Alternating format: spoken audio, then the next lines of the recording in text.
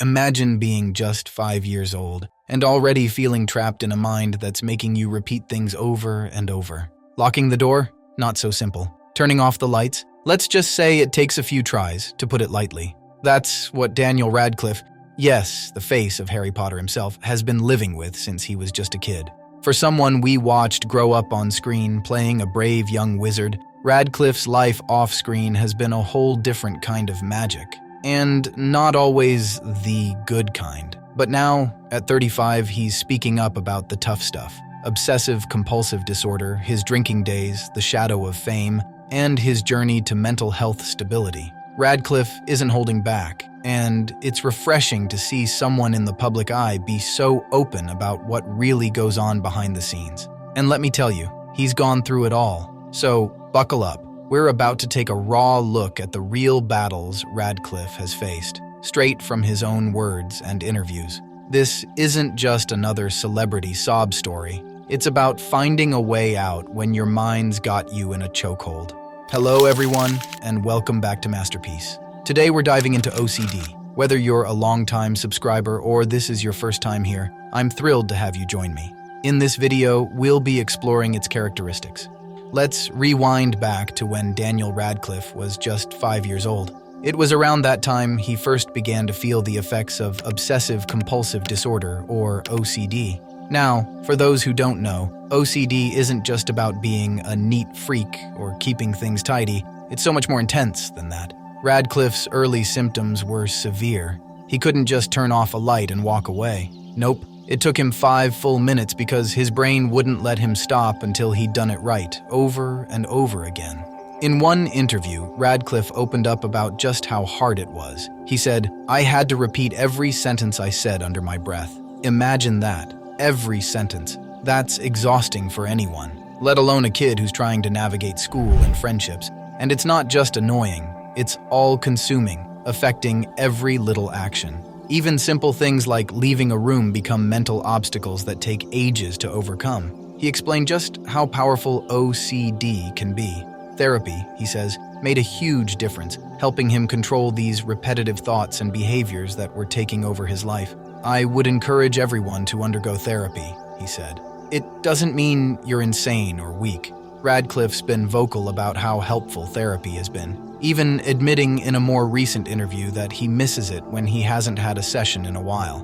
That openness has made him an advocate for mental health, showing fans and anyone struggling with OCD that it's okay to ask for help. But for young Radcliffe, the journey was only beginning. To really understand what Daniel Radcliffe went through, it helps to know what OCD, or obsessive-compulsive disorder, actually entails.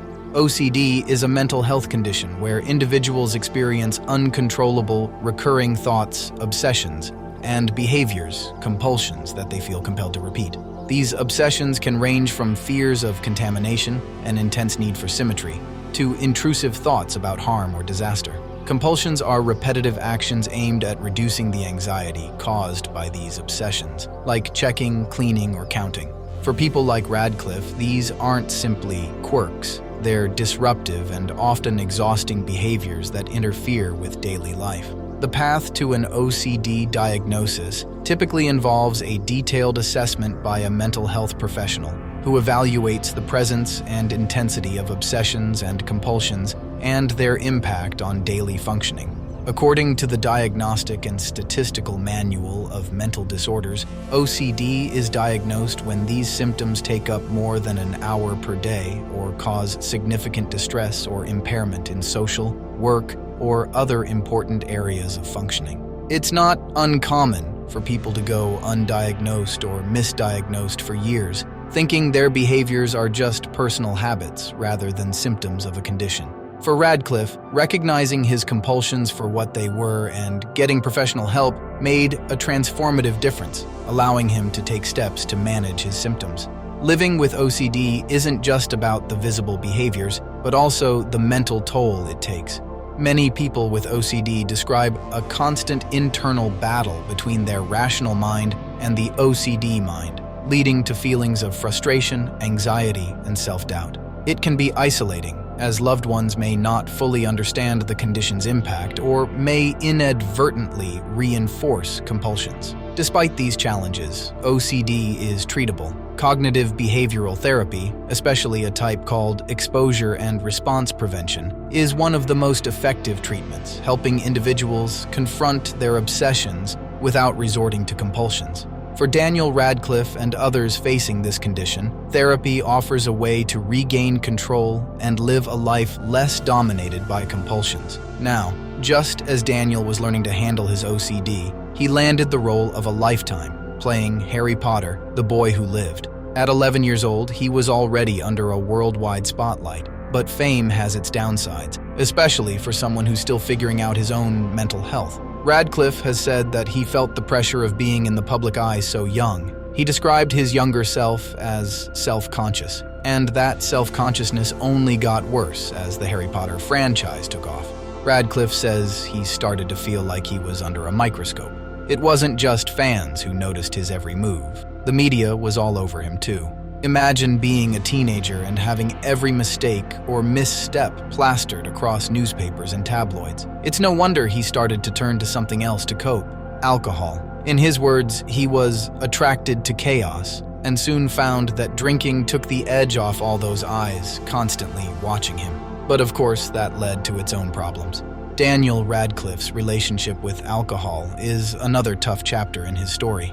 He's been sober since 2019, but before that, he had a pretty rough ride with drinking. He said it himself. He used alcohol as a way to escape the constant pressure and the overwhelming spotlight. But it didn't take long for that escape to turn into a problem. Radcliffe once admitted, "In the last 3 years of drinking, I blacked out nearly every time. Blacking out was my thing." It got so bad that Radcliffe said he became a recluse. He'd stay in his apartment for days, drinking alone to avoid the outside world. He described himself during those days as pathetic and a real bore. And even though people close to him were saying he had a problem, it took a long time for him to accept that himself. He had to come to terms with the fact that his drinking was unhealthy and affecting not just his body but his mental state as well. Radcliffe said, "For a long time, people were saying to me, 'We think you have a problem.' But in the end, I had to come to the realization myself. Quitting wasn't easy. He relapsed a few times, but he finally found the strength to get sober. Today, he's proud of his decision to stay alcohol-free and says he doesn't miss the chaos that drinking brought into his life. Sobriety has allowed him to be more settled, more focused, and, as he puts it, happier than he was when he was trying to numb everything with booze.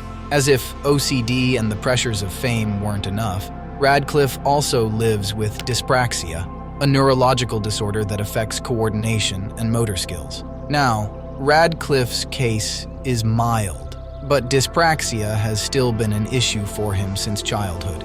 He has trouble with things like handwriting and even tying his shoes. In fact, Radcliffe has said that as a kid, he was told by a teacher that he was stupid, which, for a child struggling with coordination, can feel pretty devastating.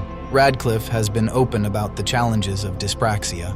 He shared in an interview, "I was having a hard time at school in terms of being crap at everything with no discernible talent. But instead of letting it hold him back, he's used it as a way to encourage others." When he spoke to a young girl with dyspraxia, he told her, "Dyspraxia has never held me back. And some of the smartest people I know are people who have learning disabilities." This is the kind of encouragement Radcliffe wishes he'd had growing up, and now he's making sure to pass it on. Today, Radcliffe is in a much better place. He's sober and he's got a grip on his OCD and dyspraxia. But staying balanced doesn't come without effort. Radcliffe has developed a few coping strategies to keep himself grounded. Exercise is a big one. He's into running and long walks, even saying he'll sometimes go for a 5-hour walk if he's really craving a drink. He's also gotten back into reading, something he couldn't focus on when he was drinking. Hanging out with friends and staying busy with work also helps keep him on track. He's even a fan of TV quiz shows, which he says help him distract his mind when cravings or anxiety creep in.